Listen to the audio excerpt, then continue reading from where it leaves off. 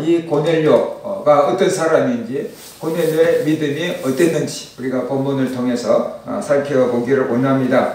고넬료는 이탈리아라고 하는 군대의 백부장이었습니다. 100명의 신하들을 거느리는 군대 장교였습니다. 그는 이방인, 유대인이 아닌 이방인이었습니다. 그런데 그가 하나님을 경외했다라고 이렇게 말씀을 하고 있습니다. 이스라엘에 파견된 군인인 것 같은데, 이스라엘에 파견된 이후에 이스라엘에 와서 하나님을 만나고 하나님을 믿은 것으로 보입니다. 2절을 보면 고넬료의 믿음을 이렇게 한 줄에 잘 정리해 주고 있습니다. 그가 경건하여 온 집안과 더불어 하나님을 경외하며 백성을 많이 구제하고 하나님께 항상 기도하더니 라고 이렇게 말하고 있습니다. 이 한 구절 속에 그 고넬료의 믿음이 어땠는지를 우리에게 잘 설명을 해주고 있습니다. 고넬료는 경건한 사람이었다 라고 말씀을 합니다. 어떤 사람이 경건한 사람일까요? 성경책을 거룩하게 들고 걸음을 좀 얌전하게 걸어다니는 사람이 경건이라고 한때는 오해한 적도 있었습니다. 목소리가 부흥사들처럼 막 걸걸하고 할렐루야 막 이렇게 해야지 막 기독교나 하고 경건한 사람인지로 생각할 때도 있었습니다. 성경은 경건이 무엇인지 이렇게 야고보서 1장 27절에서 말씀합니다. 하나님 앞에서 정결하고 더러움이 없는 경건은 곧 고아와 과부를 그 환난 중에 돌보고 또 자기를 지켜 세속에 물들지 아니하는 그것이니라 라고 이렇게 말씀을 하고 있습니다. 이 경건은 두 가지로 야고보는 얘기했는데, 가난한 어려운 이웃을 돌봐주는 것, 그 다음에 두 번째 세속에 물들지 않도록 자기를 지키는 것, 이것이 경건이다 라고 이렇게 말하고 있습니다. 우리가 예수님을 믿는다고 하지만 세속에 물든 경우가 많이 있습니다. 어쩔 수 없는 경우들도 있습니다. 예전에 좀 뭐라 그럴까, 공장이 많이 있는 그런 지역에 좀 살았어요. 화이셔츠를 하얗게 입고 아침에 나갔다가 저녁에 들어오면 와이셔츠에 그 굴뚝에서 떨어지는, 공장 굴뚝에서 떨어지는 그 매연, 그런 그 덩어리들이 이렇게 묻어 있었어요. 자기도 모르게 그런 지역에 있으면은 나도 모르게 이렇게 오염이 되게 돼 있는 것. 좋은 지역에서 산다는 것은, 공기 좋은 지역에 산다는 것은 참 은혜고 복이에요. 우리가 세상에 살기 때문에 우리도 알게 모르게 세상의 영향을 받게 되고 세상에 물들기도 하는 것입니다. 우리가 예수 믿는다고 하지만 세상 사람들과 똑같은 생각과 똑같은 가치관을 가지고 살아갈 때가 많이 있습니다. 세상 사람들처럼 똑같이 세상을 사랑하며 살아갈 때도 많이 있습니다. 그것이 당연한 것처럼 여겨집니다. 왜냐 그러면 주변에 있는 사람들이 다 그렇게 살아가기 때문에 그것이 당연한 것처럼 여겨질 때도 많이 있습니다. 그런데 그것이 경건이 아니라는 거예요. 세상에 살지만 세속에 물들지 않는 것, 그것이 경건이다 라고 말하고 있습니다. 이런 얘기를 하잖아요. 바닷물은 짜고 그런데 그 짠 바닷물고 바다 속에서 사는 그 바닷고기들은 간이 되지 않는다 그러잖아요.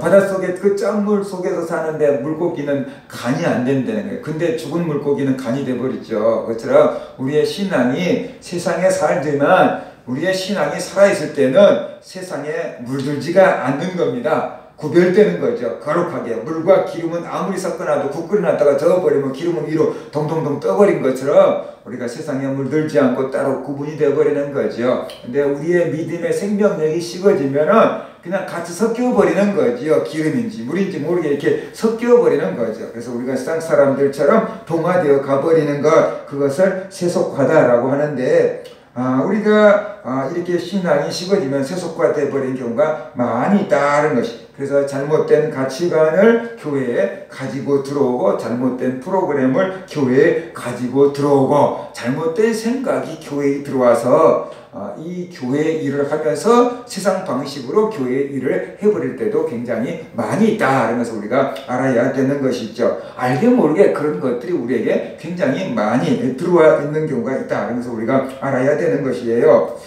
그래서 우리가 이 세상에 살지만 세상에 물들지 아니하고 하나님의 말씀을 따라서 살려고 부단히 노력하는 것, 바로 그것이 경건이다. 뭐 완전했다라고 말하기는 참 어려울 것 같고, 그나마 하나님의 말씀을 따라서 살아가려고, 올바른 가치관을 가지고 살아가려고 노력하는 것, 바로 그것이 경건의 생활이다라고 이렇게 말할 수가 있을 것 같습니다. 고넬료는 이렇게 어려운 사람을 도와주는 사람이었고, 그 다음에 세속에 물들지 아니하고 다른 로마 장교들 같이 살지 아니하고 그래도 하나님의 뜻대로 살아보려고 애쓰는 사람이었다, 믿음의 사람이었다라고 우리가 볼 수가 있습니다.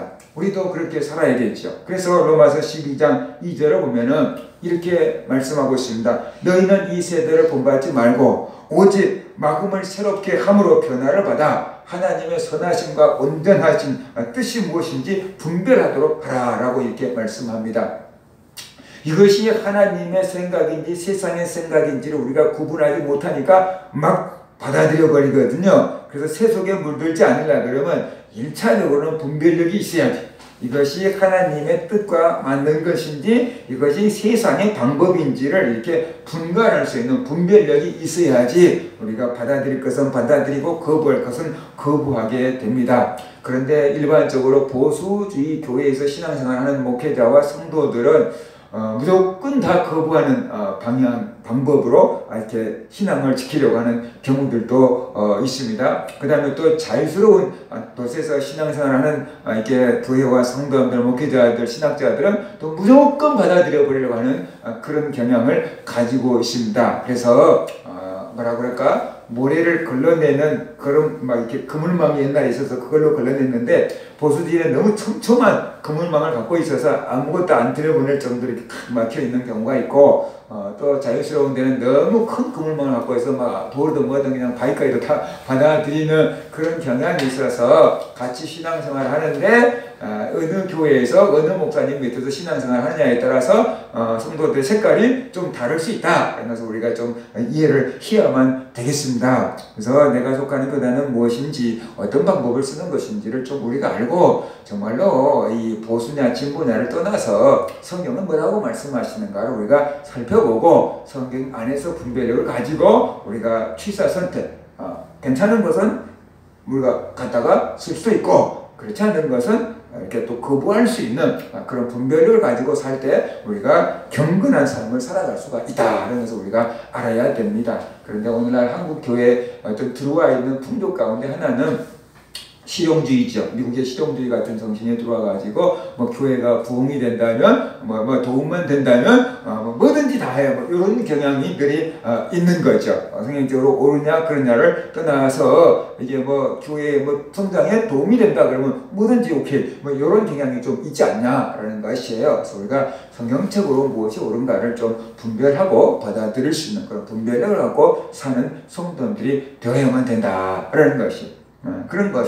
그러니까 목사님이 뭐 어떤 옷을 입느냐, 이게 이런 것들은 성경적인 게 아니죠. 예를 들어서 정말로 이게 목사님이 꼭 이렇게 양복만 입어야만 된다라고 생각을 하면은 저 아프리카 같은데 막 엄청 더운 나라에 있는 목사님이 막 꼭 이렇게 막 양복 입고 넥타이 매고 막 이렇게 예배 드리고 설교하려고 그러면 그 얼마나 힘들겠습니까? 그런데 우리는 그 어떤 성경적인 거라기보다는 문화, 습관, 전통 이런 것에 매여 있을 때가 많아요. 저도 예전에 전사 때 교회를 다녔는데 어디 큰 교회 선교사님이 왔는데 반팔, 넥타이 없이 반팔 그냥 입고 와서 설교를 하는데 왜 저래? 라는 생각을 했거든요. 뭔가가 우리가 쭉 살아왔던 것과 방법과 다르니까 어떻게 저런 옷을 입고 설교를 하러 와? 라고 이렇게 생각했는데 그 사람이 있는 선교지에서는 그게 정상일 수 있는 거죠. 그렇죠? 그래서 우리가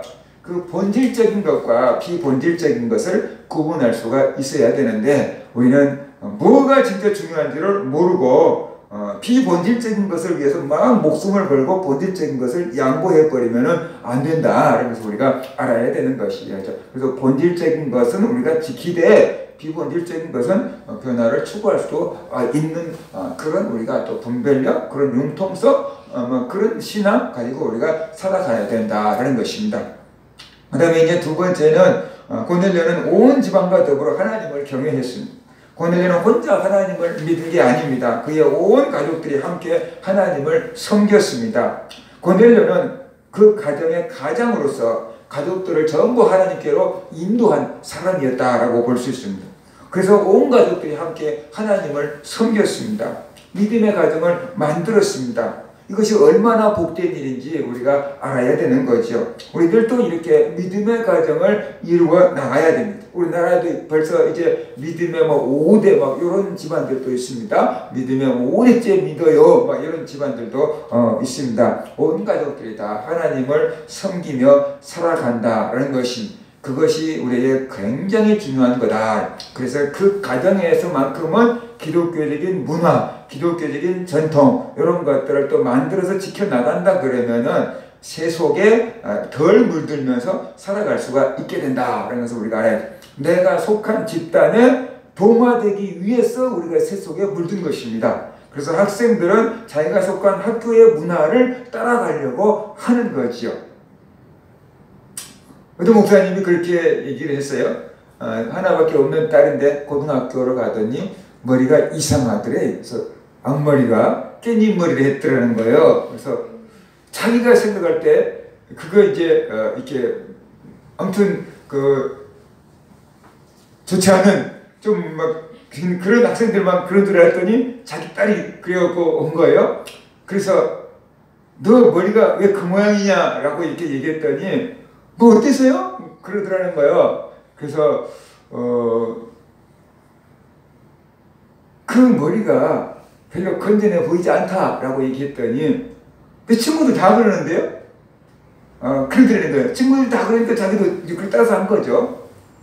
그래서 그래 저놈이 어떤 친구들하고 어울리는가 보자 하고 봤더니 그 아파트에 사는 애들하고 같이 학교 등교를 하고 다니는데 그 애들이 전부 깻잎 머리를 하고 치마는 이만큼 접어갖고 다 짧게 이렇게 해갖고 입고 다니는데 하나같이 다 깻잎 머리를 하고 있더라는 거예요. 그래서 아하 저런 자식이 저런 애들과 어울리니까 저 깻잎 머리를 하는구나. 깻잎 머리를 하지 말라고 할 게 아니고 저런 애들과 못 어울리게 해야 되겠다 라고 이렇게 생각을 해가지고 얘기했다는 거예요. 얘야 다음부터 학교 끝나면은 아빠가 태우러 갈 거니까 아빠 기다려서 차 타고 오자 라고 했고 올 때 못 같이 오게끔 하려고 그렇게 하고 차로 태워서 오면서 친구들과 떨어뜨렸대요. 그래도 안 돼서 성도들에게 예배 시간에 얘기했대요. 하나밖에 없는 딸이 목사 딸이 깻잎 머리를 하고 다녔는데 여러분들이 그것 보고 너무 시험 들지 말기 바랍니다 라고 이렇게 얘기를 했대요. 그랬더니 집사님 권사님들이 보면서 이제 하나하나 다 얘기를 한 거죠. 너 깻잎 머리 하고 다닌다면 아빠가 그것 때문에 이렇게 고민이 많더라 라고 이렇게 얘기를 해주니까 나중에 다시 다 원상복귀를 했더라 라고 이렇게 얘기하는 거예요. 그 문화에 동화돼요. 내 주변에 있는 어떤 친구들과 어울리냐에 따라서 나도 거기에 따라가야지 어울려지니까 그래요. 근데 그 친구들과 어울리는 친구 문화가 있고 직장에서 어울리는 직장의 문화가 있고 교회들마다 교회의 어떤 문화가 있고 가정도 가정의 문화가 있죠. 명절 때 모이면 헛도치는 이게 가정이 있고 윷놀이 하는 가정이 있고 뭐 등산 가는 가정이 있고 또 나름대로 문화가 있을 거 아니에요. 그죠? 그래서 우리가 온 가족들이 다 좋은 문화를 만들면은 그 안에서 세속이 들어오지 않게끔 막아줄 수 있기 때문에 그런 좋은 문화를 만드는 게 굉장히 중요하다라는 것을 우리가 알아야 됩니다. 그 다음에 세 번째, 고넬료는 백성들을 많이 구제했습니다. 유대교는 구제를 굉장히 중요하게 생각합니다. 그런데 유대교에서 기독교로 넘어오고 기독교가 이제 들어오면서 구제의 중요성이 빠졌지요.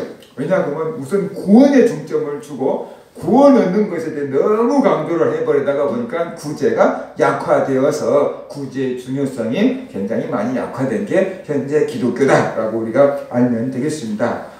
자기가 통치하고 다스리는 이스라엘 백성들을 구제했습니다.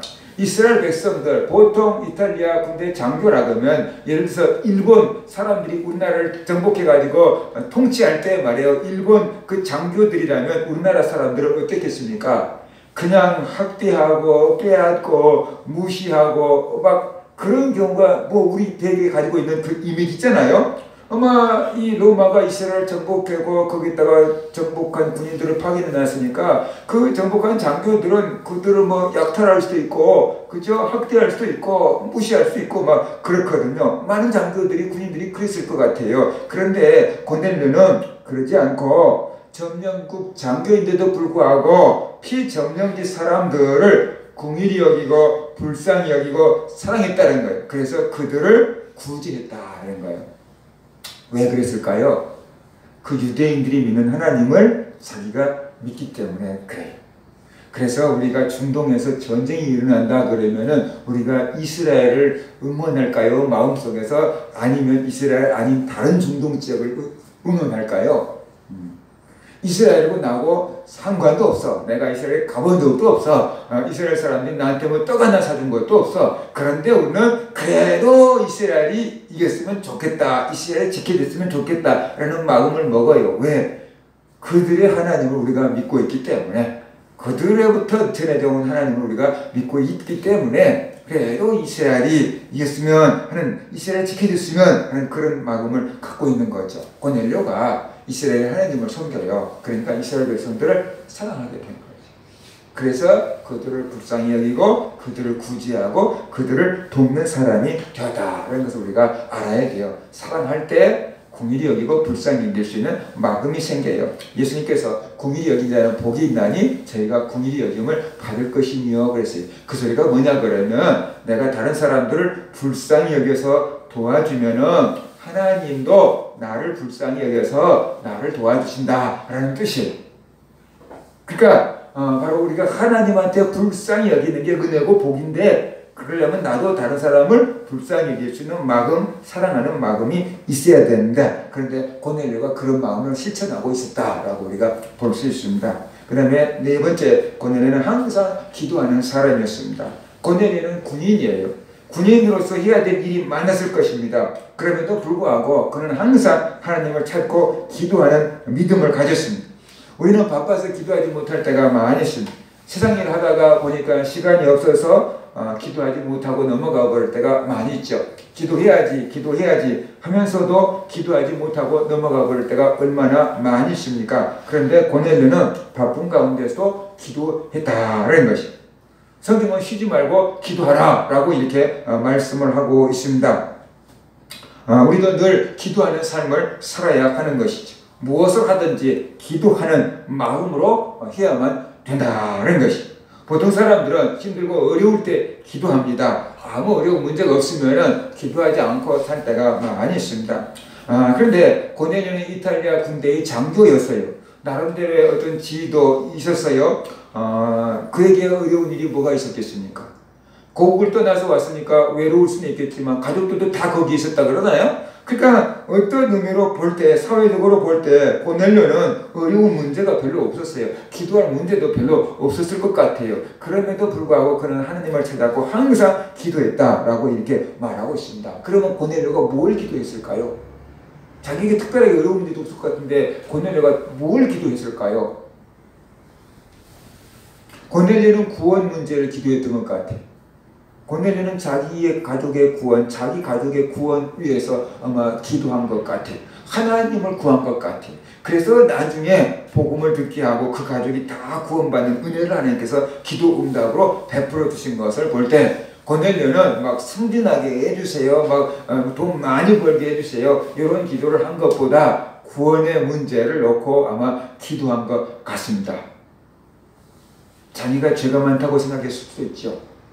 내가 군인으로서 살아가다가 보니까 어쩔 수 없이 사람들을 많이 죽이기도 하고 막 그러는데 이 자기가 죄가 많다라고 생각했을 수도 있지요. 하나님 이 죄를 어떻게 합니까? 막 그랬을 수도 있지요. 그래서 자기 죄 문제와 구원 문제를 갖고 아마 기도한 것 같아요. 그래서 그 기도 응답으로 베드로를 통해다가 복음을 듣게 되고 성령을 받고 구원받는 복을 하나님이 주셨잖아요. 그런 걸 볼 때 베드로는 이게 고넬료는 구원의 문제를 갖고 기도하는 것으로 보인다라고 볼 수 있습니다.